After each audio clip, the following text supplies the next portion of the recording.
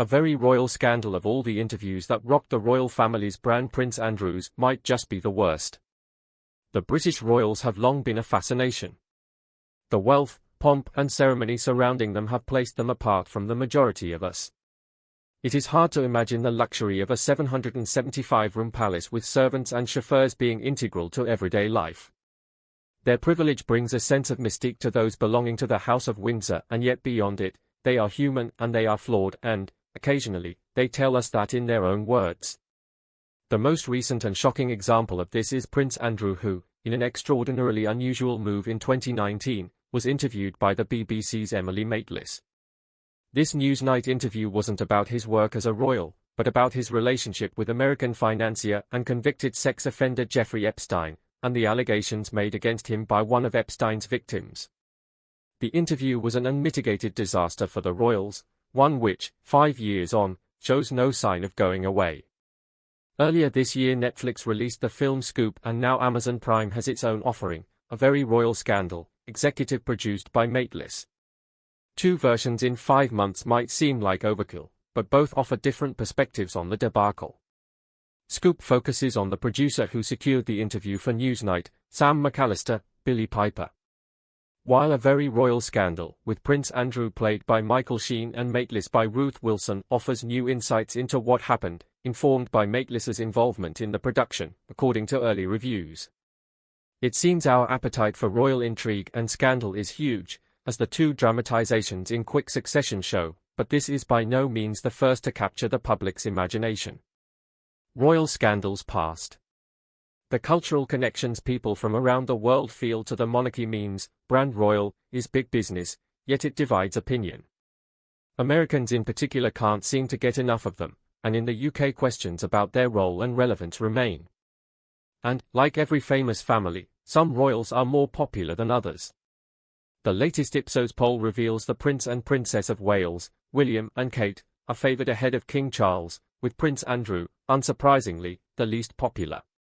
The current royal lineage began with the creation of the House of Windsor by King George V in 1917, dispensing with the historical family name of Saxe-Coburg-Gotha.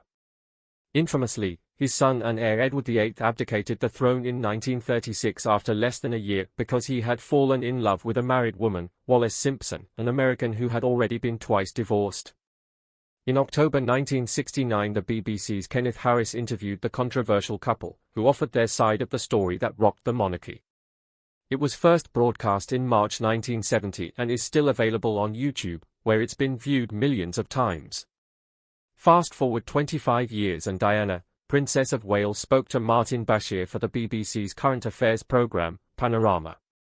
It followed a revelatory interview her husband, Charles, then heir to the throne, had given a year before, in which he had admitted adultery with Camilla Parker Bowles, now the Queen. More than 23 million people watched Diana share hugely personal details about the state of the royal union, including the much-quoted insight, "There were 3 of us in this marriage, so it was a bit crowded."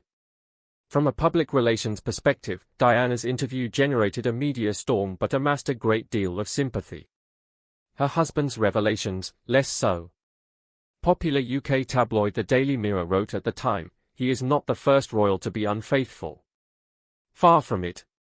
But he is the first to appear before 25 million of his subjects to confess." Whether it was naivety or arrogance or a combination of both that led the future king to make his confession, we'll never know. Scrutiny of his interview with broadcaster Jonathan Dimbleby was limited to the media and everyday conversations between people who, pre-internet and social media, had no means to share their views with the masses. What impact they would have is pure speculation, but his younger brother, the Duke of York, was to find out years later. The self-destructing prince.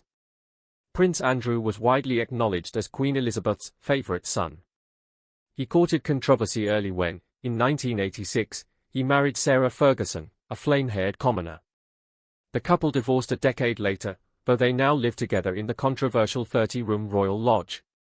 However, previous controversies were nothing compared to the Duke's relationship with the convicted sex offender, Jeffrey Epstein. While the pair had met in the 1990s, their relationship started making headlines and garnering criticism in 2011. Later, one of Epstein's accusers alleged to have had sex with Prince Andrew in early 2000s when she was 17. In the face of global scrutiny, the prince decided to face the cameras. Like his brother and sister-in-law before him, the Duke of York would have anticipated the interview to be an air-clearing move to set the record straight. Yet it offered a jaw-dropping insight into this particular royal mind, which 5 years on, is still the subject of scrutiny and fascination. His lack of remorse at being friends with a convicted sex trafficker and failure to either mention or show empathy for Epstein's victims, as well as the claims he made about Virginia Giuffre's accusations, have damaged his already flawed reputation, seemingly beyond repair. The fallout was catastrophic for Andrew, leading to a chain of events that in January 2022 saw him stripped of his military titles and patronages. Later that year he paid what is widely presumed to be millions of dollars to Giuffre, who he claimed he had no recollection of meeting, to settle a sexual assault case she brought.